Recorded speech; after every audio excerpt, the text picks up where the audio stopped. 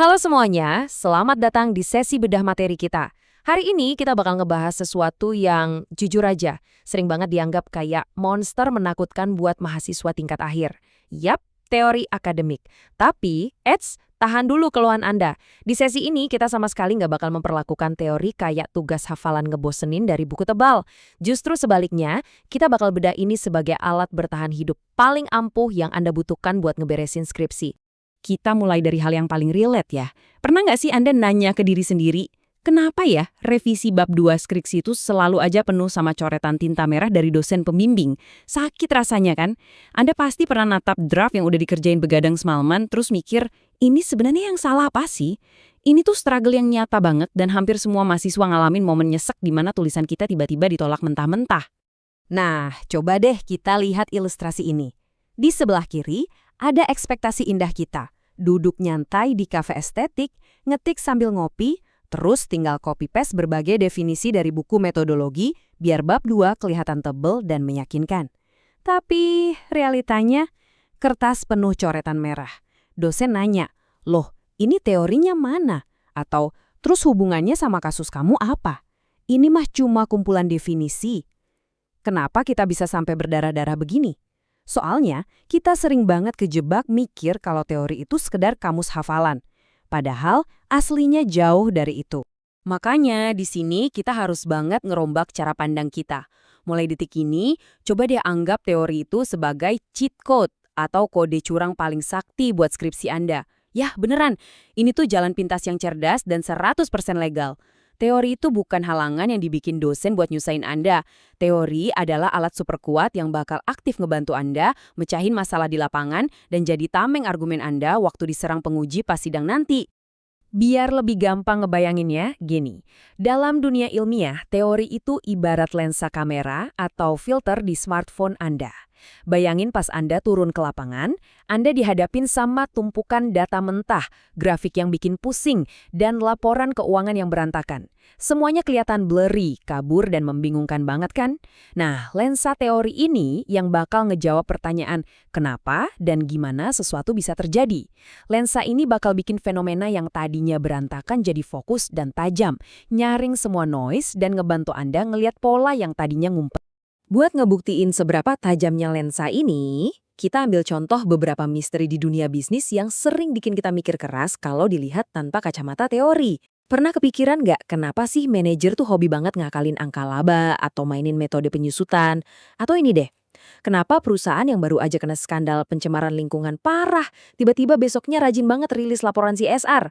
Kalau Anda nggak pakai teori, ya Anda cuma bakal nebak-nebak buah manggis aja. Dan coba lihat, gimana teori ngasih jawaban yang pas banget buat misteri-misteri tadi. Penasaran kenapa manajer manipulasi laba? Itu langsung dijawab telak sama teori agensi dan teori akuntansi positif. Lensa ini nunjukin ke kita kalau, ternyata ada konflik kepentingan dan urusan kejar setoran bonus di baliknya. Terus, gimana dengan perusahaan yang tiba-tiba peduli lingkungan abis skandal? Itu dijawab cantik banget pakai teori legitimasi. Lensa ini ngebongkar kalau mereka tuh lagi caper alias cari pencitraan biar posisinya aman di mata publik. Tuh kan, semua misteri langsung clear pakai satu alat yang tepat. Kayak lagi setup karakter game, teori ini ngasih Anda 4 kekuatan super. Deskripsi, eksplanasi, prediksi, dan pengendalian. Kita bedah cepet ya. Pertama, deskripsi. Ini tuh ibarat kaca pembesar yang bantu Anda ngedefinisiin masalah dengan jelas. Anda jadi tahu wujud aslinya, manajemen laba itu kayak apa. Kedua, eksplanasi.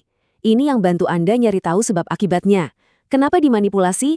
Karena ada ribut-ribut antara manajer dan pemilik. Ketiga, prediksi. Ini bola kristal Anda. Anda bisa nebak, wah kalau bonus cair berdasarkan laba, manajer pasti bakal mainin angka nih. Dan terakhir, pengendalian. Ini perisai pelindung Anda buat ngerancang solusi tata kelola yang ketat, biar manipulasi tadi nggak kejadian. Keren banget kan? Oke, sekarang waktunya milih karakter buat ngerjain skripsi Anda. Kenalin, pemain pertama si kuantitatif, alias sang arsitek. Karakter sang arsitek ini orangnya kaku, terstruktur banget, dan kerjanya selalu pakai cetak biru yang rapih. Semuanya berjalan linier, dari atas ke bawah. Nah, di sini, teori itu ibarat bos besarnya. Sang bos inilah yang ngedikte arah penelitian Anda dari hari pertama. Dari teori, Anda bikin hipotesis, terus ngumpulin data angka, dan terakhir ngelakuin uji statistik buat ngecek apakah rancangan Anda terbukti atau enggak. Buat sang arsitek, teori itu pondasi mati. Anda harus bangun teorinya dulu sebelum nyentuh data sama sekali. Anda ubah konsep teori jadi angka, sebar kuesioner atau download laporan keuangan, terus masukin datanya ke software statistik. Tujuan utama Anda main pakai karakter ini apa? Buat nyari hukum pasti atau generalisasi? Di sini, Anda berdiri sebagai ilmuwan yang super netral, objektif, dan nggak boleh baper atau ikutan campur sama data yang lagi diteliti. Biar kebayang prakteknya, kita lihat studi kasus pas sang arsitek nguji audit delay alias kecepatan audit, teorinya pakai teori agensi. Dari situ muncul hipotesis gini, perusahaan yang cuannya gede pasti pengen laporan auditnya cepet kelar biar bisa pamer ke pasar modal. Terus sang arsitek ngumpulin data dari ratusan perusahaan, ngejalanin regresi dan boom! Kalau datanya ngebentuk garis tren yang rapi dan signifikan secara statistik, berarti argumen Anda valid dan nggak bisa didebat lagi. Misi selesai. Tapi kalau Anda ngerasa, wah kaku banget tuh bukan style gue, tenang aja. Kita masuk ke karakter kedua, si kualitatif alias sang detektif. Karakter detektif ini kebalikannya arsitek. Dia tuh fleksibel, adaptif, dan selalu penasaran nyari makna tersembunyi. Proses kerjanya nggak lurus-lurus aja, tapi berputar dan melingkar. Anda masuk ke lapangan buat mahamin drama di balik angka. Di sini, instrumen utamanya ya Anda sendiri. Ada dua cara mainnya. Pendekatan induktif, Anda terjun ke lapangan dengan pikiran kosong, ngobrol sana-sini, ngamatin pola, dan dari situ justru lahir teori baru. Atau pendekatan abduktif, Anda bawa teori dari awal, tapi cuma dijadiin kacamata sementara aja biar peka. Kacamata ini bisa banget diganti atau dimodif sambil jalan, sesuai temuan investigasi Anda di lapangan. Lebih dinamis kan? Keren ya? Gimana satu konsep bisa dimainin dengan dua cara yang beda banget. Tapi dari semua yang udah kita bedah bareng, inti dari semuanya ada di kutipan ini. Teori yang tepat mencegah Anda tenggelam dalam lautan data. Mau Anda itu si arsitek yang kaku atau si detektif yang fleksibel, nyebul ke lapangan penelitian tanpa pegangan teori, itu sama aja kayak nekat berenang di tengah samudera tanpa pelampung. Anda bakal tenggelam sama data yang kelewat banyak.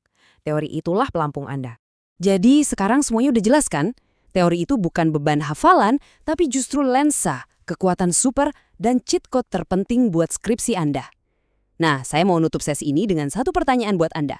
Arsitek atau detektif? Style mana yang bakal Anda pilih buat naklukin skripsi ini? Coba pikirin pelan-pelan, siapin senjata teori yang paling pas, dan mulailah nulis dengan lebih pede. Terima kasih udah ngikutin sesi bedah materi kali ini, dan semangat terus ya ngerjain skripsinya, pasti bisa.